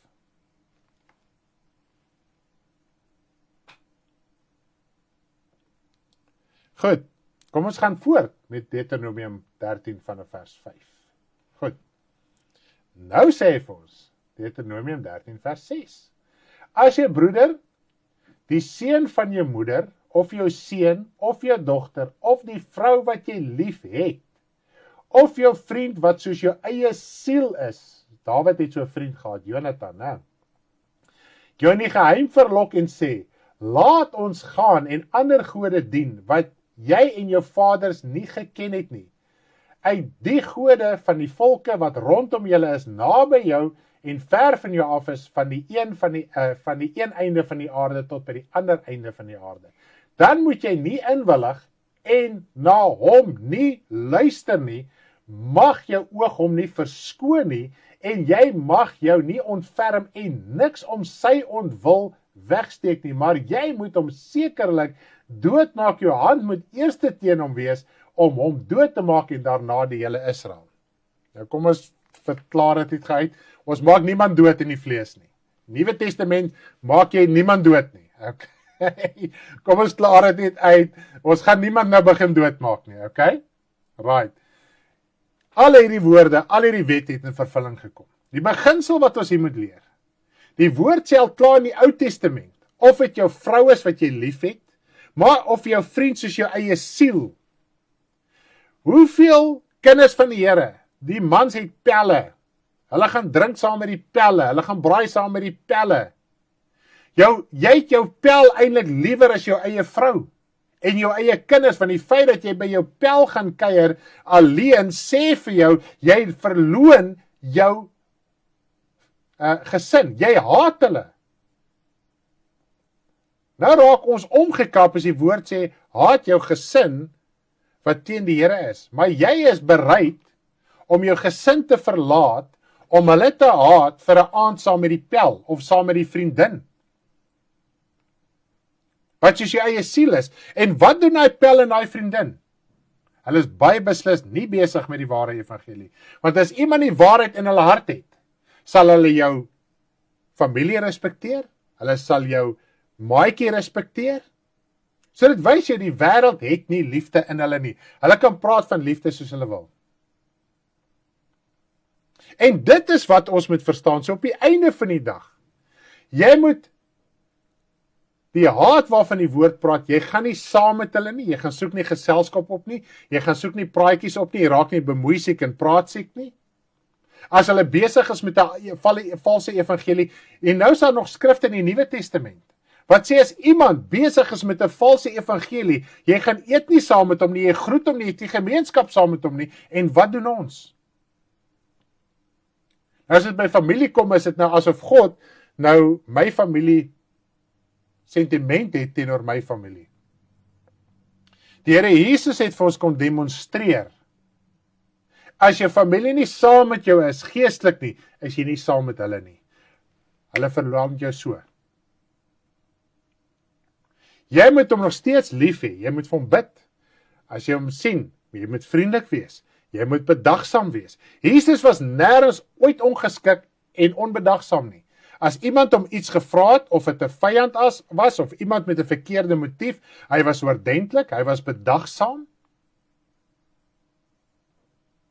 En ons weet, as gevolg van profetiese woord in die Ou Testament, moes die Here Jesus elke Joodse persoon gehelp het wat na hom toe uitgereik het. Jesus het selfs op 1 of 2 geleenthede heidene ook gehelp. Was sy primêre bediening terwyl hy op aarde was die vleeslike Jode. Maak nie saak, tot die Fariseërs wat op hulle tande geknars het om hom dood te maak, het hy vriendelik en bedagsaam gehanteer. Hy het hulle ernstig gewaarsku. Maar as hulle hom uitgenooi het, het hy gegaan en hy het die waarheid aan hulle verkondig. Hy het hom nie laat intimideer nie, hy het tyd voor die Vader spandeer. So hy het geweet wat om te doen, wanneer om te doen en hoe om te doen. Ons raai, ons gooi dinge in die lig. Ag, die Here sal help, die Here weet, die Here sien dit. Jy wil eintlik net gaan party. Jy wil weer hoor wat sy nuwe kindernuus in die familie.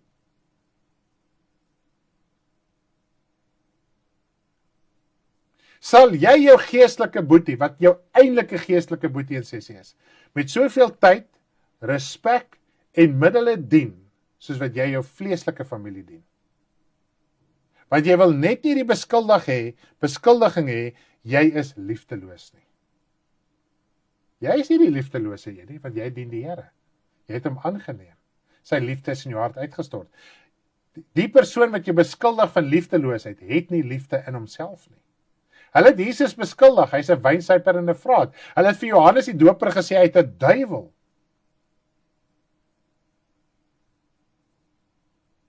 Maar omdat hulle voor God was en vasgestaan het, kon niks hulle beweeg het nie. En hulle het geweet waartoe om te gaan. Johannes die Doper het definitief nie parties toe gegaan en kuiers toe gegaan en gesellighede toe gegaan nie. Hy het geweet wat is die wil van God. Hy het geweet wat is sy roeping. Hy het geweet wat hy moet doen. Hy het nie geraai wat hy moes doen nie. Hy het geweet. Nou kind van God, weet ons werklik waar wat is ons saak? Weet ons werklik waar wat is ons pad? Weet ons werklik waarheen is ons op pad heen geestelik? Jy moet die wêreld so lief hê dat jy jou eie lewe gaan verloon. Jou idees, jou denke, jou tyd, daai tyd wat ons in die wêreld en die dinge spandeer, om by God te hoor, om by God gevoed te word. Sodat ek in die wêreld kan uitgaan soos Jesus, soos Johannes die Doper, soos die apostels, om deur hom gebruik te word om sy koninkryk te bevorder, nie net om 'n lekker tyd te gaan hê saam met familie nie. Dis wat dit beteken. Jy moet nog steeds lief hê. Maar jy kan nie meer saam met hulle gaan, saam met hulle praat, geselskap gaan opsoek nie. Dis wat daai haat beteken. Net soos wat God geen gemeenskap het met duisternis nie, moet ons geen gemeenskap hê met duisternis nie. Ons lees gou so 'n bietjie kommentare. Weet net, ek wil veel eerder by my geestelike gaan kuier as by enige iemand anderste. Yes, ons hart is, meeste se hart is op die regte plek. En die moeilikheid te soek met hulle wonders is daai die antwoord, volg hom vir die vis en brode. Dit is goed om die woord te hoor. Soms begin mens skuldig voel en twyfel en dink ons is liefdeloos, maar ons is nie, ons raak net nie betrokke by die wêreld nie. Nou dan is daar 'n verskil ook. Ons moet ook verstaan wat is geregtigheid en regverdigheid. Dit moet ons ook verstaan en wysheid. So ook op die roadtrip het ons dit ook al 'n paar keer gehad. Sê kom dan nie, daar's 'n verskil tussen liefdeloosheid en wysheid. Jesus het dinge in wysheid hanteer. Hy het vir sy ma gesê vrou. Hy het nie van gesê moeder nie, hy het van gesê vrou. Was hy disrespectful teenoor haar? Het hy nie geëer nie? Hy het geweet tot sy vleeslike ma wat geboorte geskenk het aan sy aardse liggaam, moes haar nog eendag gaan bekeer het. Dis nie sy ma en hy het haar hoog geag en dis nou hierdie vrou van die lewe wat my geboorte geskenk het en ek moet hierdie vreeslike respek vir haar hê nie. As sy nie die Here aangeneem het nie, sou sy nie hemel toe gegaan het nie. As sy nie haar lewe met die Here reggemaak het nie, sal sy nie hemel toe gegaan het nie. Selfs die man wat aan Maria verloof was, Josef, dit was nie Jesus se pa nie. Nie sy broers nie, niemand nie. En ons moet dit begryp vandag, ons moet dit verstaan, anderste gaan ons in 'n verwarring raak. En omdat ons meer tyd spandeer tussen mense en familie wat besig is met hierdie dinge, en nie verstaan waar gaan die koninkryk van God nie, want die mens voel hy kan lewe soos hy wil, God is nog alright met hom, God is lief vir hom, God stort sy goedheid oor hom uit. Deur goed te wees vir iemand, maak hom nie jou familielid nie. Ek kan goed wees vir enigiemand, dis wat die woord sê, ek kan my goed uitdeel vir elke persoon wat op hierdie wêreld is. Dis nie te sê ek doen dit uit liefde uit nie, want wat is die beginsel van liefde is? Te doen volgens God se woord. Dit is die beginsel van liefde. So ons moet verstaan, volgens die skrif, hoe ons dinge moet uitsorteer. En nie kwaad raak vir die skrif nie. As selfs na vandag dit jy nog tikkel en sê nee, hierdie raak vir my te veel, gaan bid daaroor. Vat hy skrifte fisies. Lukas 12 vers 51 en 53 en ek sluit met die skrif af. Lukas 12 vers 51 tot 53. Net om dit mooi te verstaan.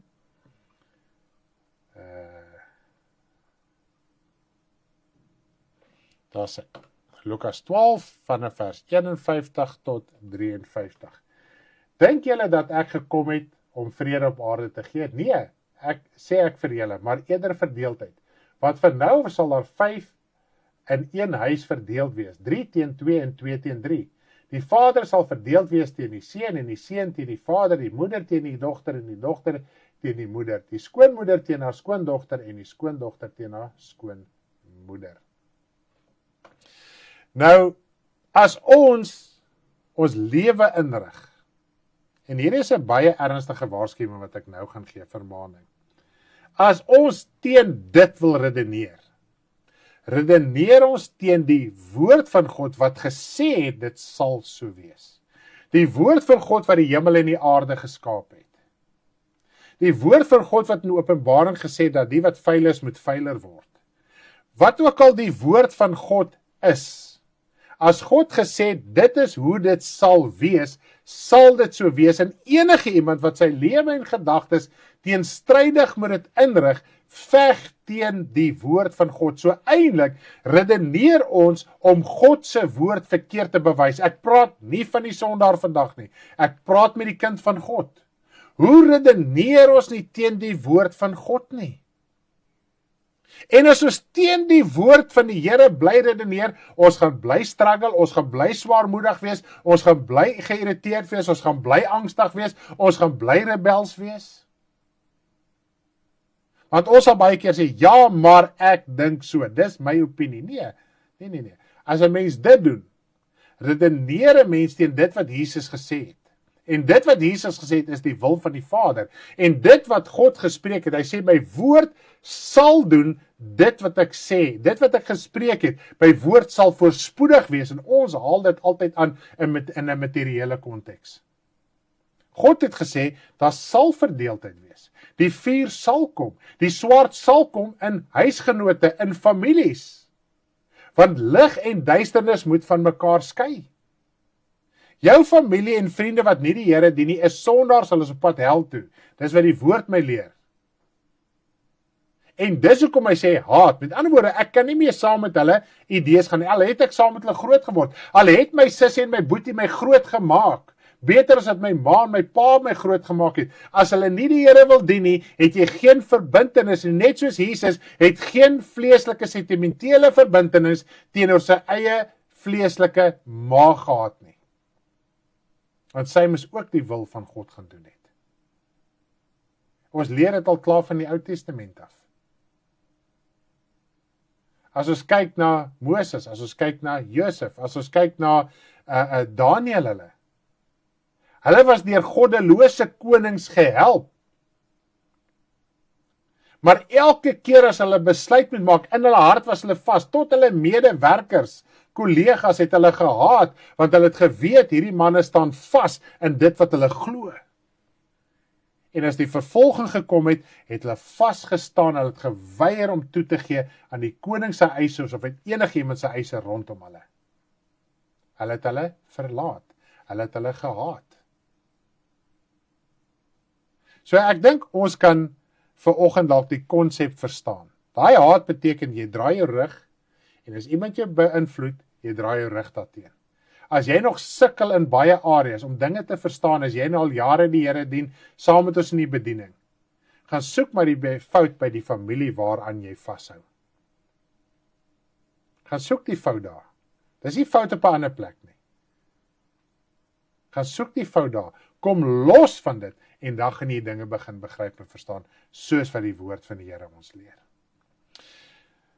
Ek wil net gou 'n paar laaste kommentare lewer, dan gaan ek afsluit. Ek het so uitgedeel vir die wêreld, en gedink ek is die eerste wat hemel toe gaan. Vandag is ek skaam daaroor. Prys die Here, ons hoef self nie te verwyd nie. As ons bely en uitgesorteer het, is ons saak reg voor die Here. Vandag raak ek nugter. Woord is duidelik, dit sny diep vanoggend. Sjoe, leer so baie vanoggend, nog so rebels op baie maniere. Sentiment hou 'n mens se hart vas en groei en verstaan. Verstaan seker nie reg nie. Dit hou die verstaan terug. En ons kan maar die foute dagend soek, wanneer ons bly sukkel, wanneer ons vleeslik bly. Byvoorbeeld as die Here met ons praat en deel oor tale praat, oor geestelike gawes, oor bedieninge. Hoekom hou ons terug?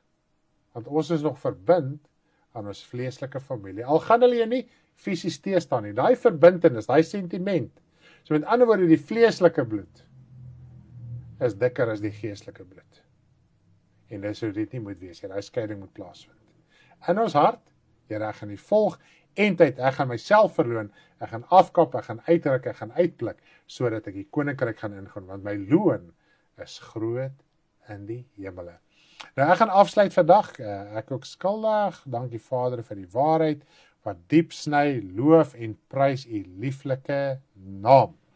Loof die naam van die Here, ek gaan afsluit hier by julle met 'n lieflike Sondag en môreoggend 5:30 Bybel lees saam met Karen, lekker opgewonde, opgeruimd, lees ons so deur die woord van die Here. As jou man jou rondneek, moet jy dan stap. Jy moet net nie saam met sy dinge gaan nie, want hy net die groot dinge as dit kom by nommer 1, jy het jou huweliksmaatjie gekies, dit was jou keuse. Nommer 2, baie mense het dalk al gewaarsku teen jou lewensmaatjie en ons wou nie luister nie. Ons doen baie huwelike, ons praat met baie mense oor huwelike, dan sê hulle vir ons, ja, hulle het baie waarskuwings eintlik gehad. So baie keer begewe ons onsself in 'n saak, en as jy jouself in 'n verkeerde huwelik inbegewe, gaan daar bepaalde gevolge hê. So wat leer die woord van die Here vir ons? Jy moet die vrug uitleef. Jy moet die lig wees. As jy die Here dien, as jy weergebore is, dan jy moet net weergebore wees. Weergebore en jou laat doop. As jy nie weergebore is nie, maak dit nie saak wat in die huwelik aangaan nie, want dis nie 'n huwelik vir God nie, is 'n huwelik in die wêreld. Sodra jy die Here Jesus Christus aanneem, jy kom tot bekering, tot wedergeboorte, dan kan jy 'n pad saam met God begin stap. Dat hy jou lewe kan uitsorteer en jou voorbeeld moet maak dat jou maatjie se ontrouheid ook daarmee gaan. Okay, en ook die Here begin dien. Dit is die grootste van die saak. Ons maak ons eie keuse en ons eie besluite. Daar is sekere besluite wat ons maak, wat ons lewe lank tot by ons dood by ons sal bly. En die Here waarsku ons, maar dan wou ons nie die waarskuwing aangeneem het nie.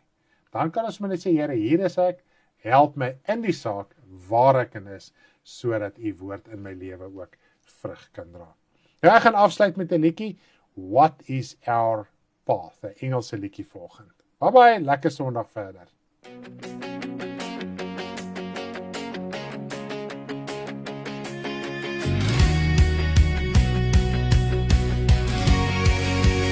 What is our path? Just for a while, specially laid out for us, or a season that passes. Jesus shows us the way, humble servant, laying down your life to endure to the end, endure to the end, humiliated, oppressed,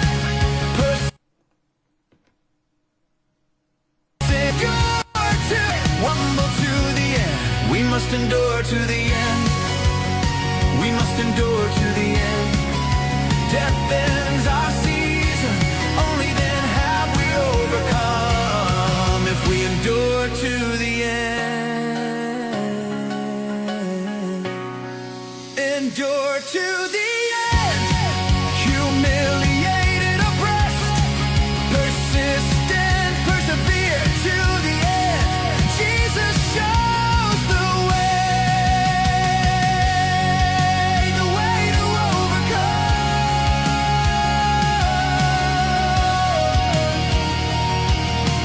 We must overcome to the end. We must overcome to the end.